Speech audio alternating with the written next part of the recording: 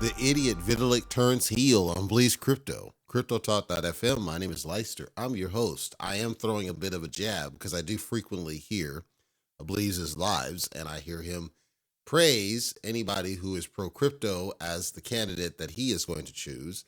And it doesn't really matter about the person, which I am a supporter of. I don't believe that you should vote because you think somebody's cool or the mean tweets is the reason that you run away or any of this. And if you're pro crypto, I do think, as I said, that you kind of have one choice in the matter, which is Donald Trump.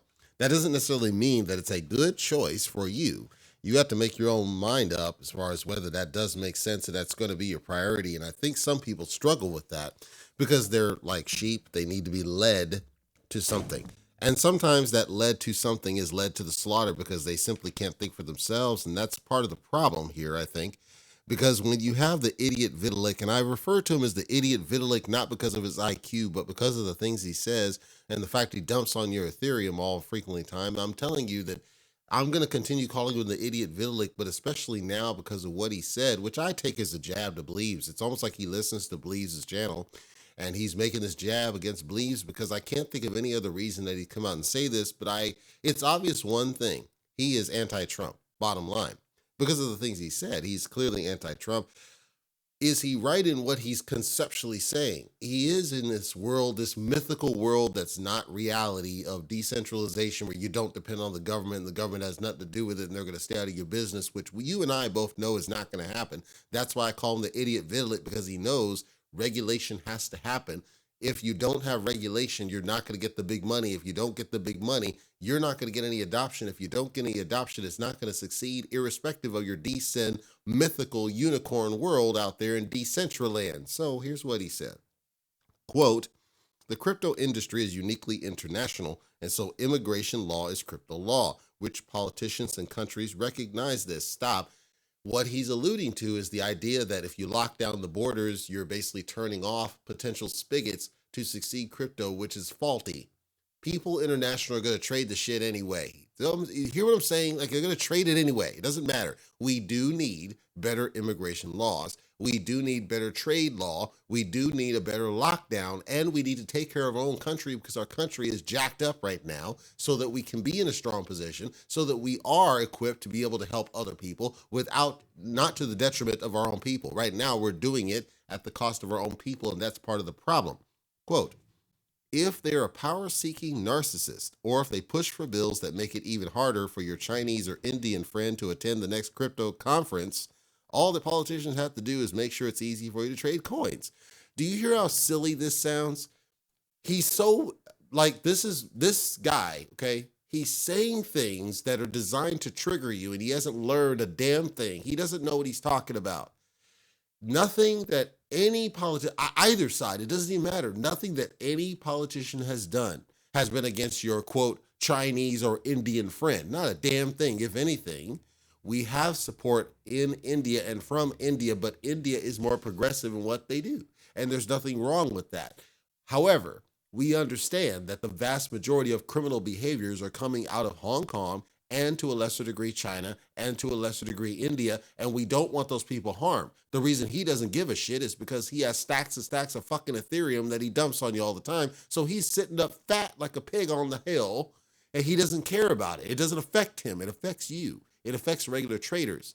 That's why what he's saying is stupid. That's why I call him idiot Vitalik, because he doesn't think. He's in a bubble, the thickest bubble I can think of. I can't imagine anybody else that's a, quote, crypto influencer to the degree, Ryoshi Shido, all those, or any of these mainstream developers that would say we don't need any regulation.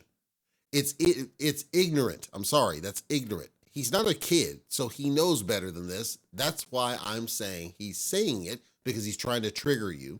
And I'm going to encourage you to think with your own brain. If we don't have regulation, guess what happens?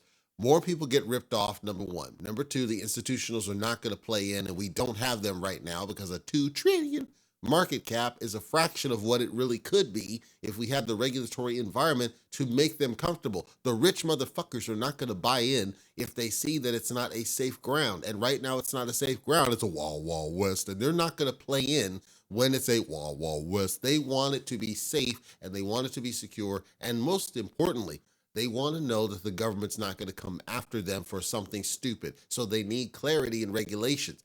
Everybody needs clarity and regulations. You need clarity from a tax perspective, because if the IRS can just freely change their fucking mind whenever they feel like it, that affects you. It doesn't affect him because he doesn't pay any damn taxes. He could say he does. I guarantee you he doesn't, because he can just keep dumping off the fucking crypto and send it offshore.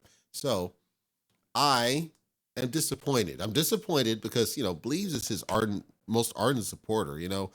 I'm talking the pro crypto stance, Donald Trump, supporting a pro crypto. That's what I mean when I say ardent. And then you get this idiot coming out here and completely shitting on Bleeves, who's saying something that's perfectly fine. You absolutely should support a pro crypto supporter if that's what you believe. And I'm encouraging you to think with your mind. Don't be like Amber Rose, who all of a sudden said that they got a white light because, well, I just realized the media was lying to me. Why the fuck didn't you realize that for yourself? And number one. Number two, why aren't you thinking for yourself so that you don't have to depend on the media telling you the truth? How come these are things you can see for yourself, okay? You saw this for yourself. The real truth is you got triggered by mean tweets, and that caused you to fall in and just blindly follow the idiots out there. He is one of them, this idiot Vitalik.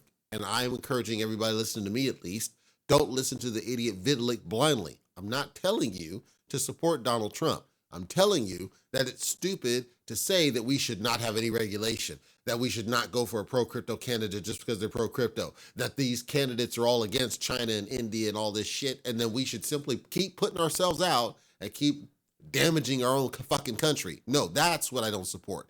That's the problem. If he had simply said what I've been saying on Casual Talk, which is, I want you to think with your brain, not your heart, when you go to vote. Consider all of the issues. I am a supporter of the economy. The economy so happens to include cryptocurrency support, but I'm a supporter of the economy. I want somebody in office, and I'm talking all branches, who supports a strong economy for America, because as Jay-Z once said, I can't help the poor if I'm one of them.